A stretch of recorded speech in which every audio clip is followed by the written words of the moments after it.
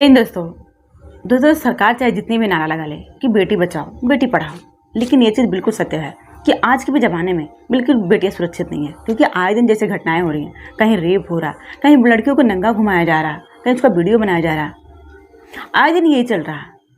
तो फिर बेटियां कहाँ सुरक्षित है। और आज की भी घटना कुछ ऐसा ही है। ये घटना है उत्तर प्रदेश के जौनपुर की।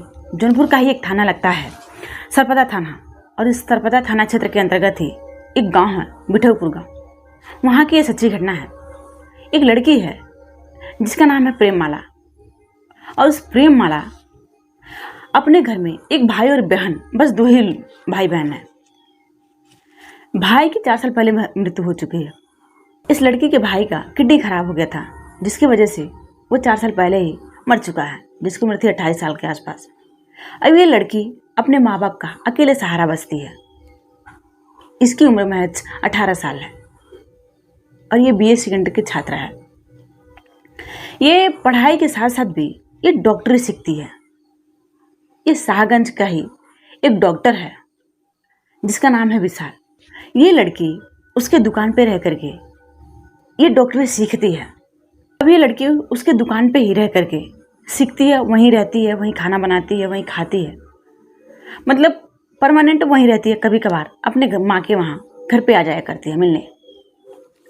पहले तो जो डॉक्टर था जिसका नाम था विशाल, वो बेटी की तरह उसको मानता था, लेकिन धीरे धीरे उस लड़की के साथ इसके कुछ रिश्ते गलत बनते चले गए। उस लड़की को गलत नजरों से देखता चला गया और उसके साथ ये शारीरिक संबंध बनाने लगा उस लड़की के साथ।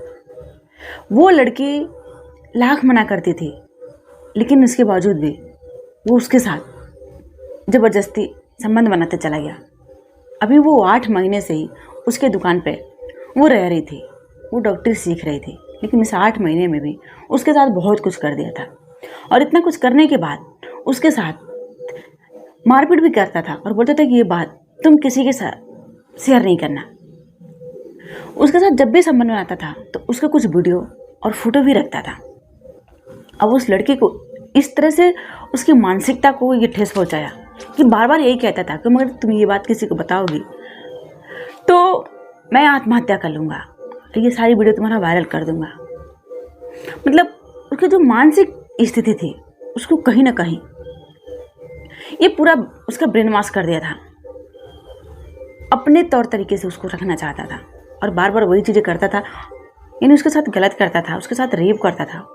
और जब वो बताने की बात करती किसी को तो यही चीज़ कहता कि मैं आत्महत्या कर लूँगा, तुम्हारे वीडियो वायरल कर दूंगा, तुम्हें मार दूंगा अगर तुम ये किसी को बताओगे।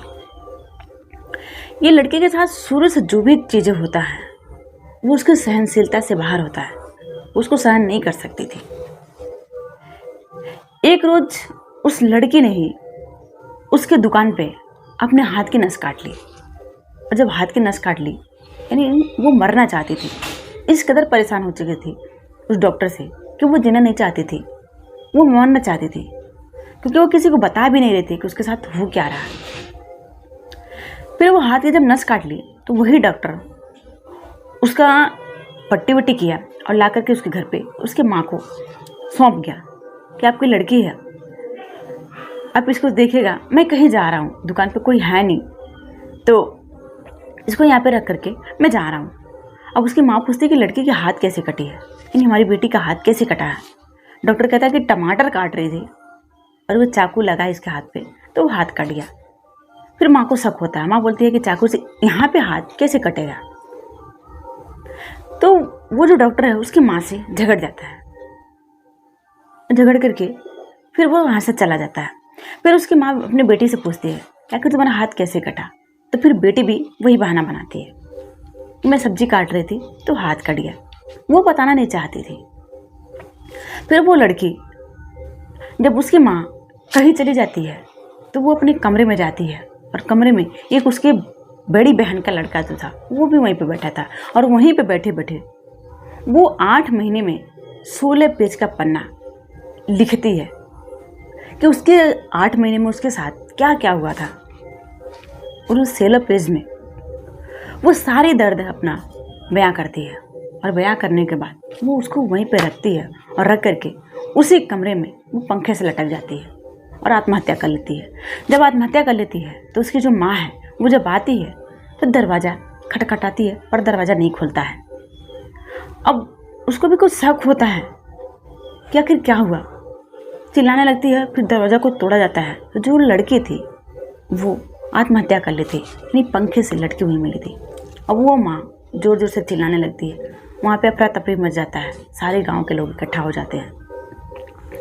फिर पुलिस को खबर दी जाती है, पुलिस भी आती है। अब पुलिस वो 16 पेज का जो सुसाइड नोट है वो जब लेती है तो जो डॉक्टर की हकीकत रहती है वो सबके सामने आती है कि वो डॉक्टर किस तरह से उस लड़की को टॉर्चर करता था।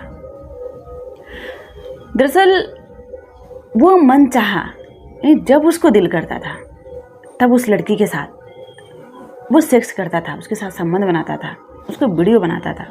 लेकिन लड़की वो चाहकर भी कुछ नहीं कर पा रही थी। बार बार वो खुद मरने की धमकी देता था या फिर वो वीडियो वायरल करने की धमकी देता था।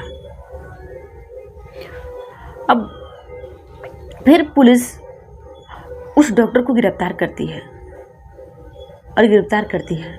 जब उससे सारी बातें उगलवाने लगती है तो डॉक्टर खुद ब खुद जो जुर्म है वो कबूल कर लेता है, क्योंकि उसको पता था कि जब ये 16 पन्ने का जब सुसाइड नोट मिला है तो वो कुछ भी बोले उसके आगे उसकी सारी बातें झूठ है, वो कुछ नहीं कर सकता अपनी बातों से।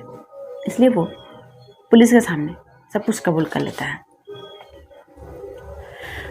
दोस्तों वो वही नहीं, बहुत सारी लड़कियों के साथ ऐसे हो रहा है।